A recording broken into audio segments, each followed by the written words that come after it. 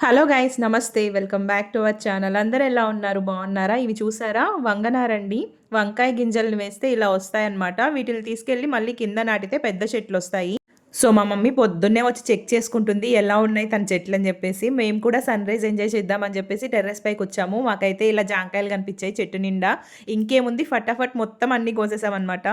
మా మమ్మీ వాళ్ళ ఇంటికొస్తే మాత్రం రిషితమ్మ ఫుల్‌గా ఎంజాయ్ చేస్తదండి. మా పాపను చూస్తుంటే చిన్నప్పుడు నేను ఎంజాయ్ చేసిన మెమోరీస్ అన్నీ కూడా అలా గుర్తొస్తూ ఉంటాయి. నా చిన్నప్పుడైతే వాటర్ కావాలంటే బావి దగ్గరికెళ్ళి తీసుకొచ్చుకోవాల్సిందే అనమాట. సో, అందరూ కలిసి వెళ్ళేవాళ్ళనమాట బావి దగ్గరికి. అప్పుడు నేను కూడా మా మమ్మీతో పాటు ఇలా చిన్నది ఏదైనా ఎత్తుకెళ్ళేదాన్ననమాట వాటర్ తేవడానికి. సో, మా రిషితమ్మ చూసారా ఇప్పుడు బోర్ దగ్గర నుంచి వాటర్ మోసుకొస్తా ఉంది. నా చైల్డ్‌హుడ్‌లో మా ఇల్లు కూడా ఇలాగే ఉండేదండి. మాక్సిమం అందరి ఇల్లు ఇలాగే ఉండేవి. వర్షాకాలం వచ్చిందంటే ముందే తుంగ తీసుకొచ్చి ఈ విధంగా కప్పేసుకునేవాళ్ళనమాట ఇల్లు ఊరవకుండా. ఇవన్నీ చూస్తుంటే మీకు కూడా మీ ఓల్డ్ మెమరీస్ అన్నీ గుర్తొస్తున్నాయా? ఏమైనా సరే 90స్ జనరేషన్ కిడ్స్ ఎంజాయ్ చేసిన లైఫ్‌ని ఇప్పుడు జనరేషన్ ఎంజాయ్ చేయలేకపోతున్నారు కదా!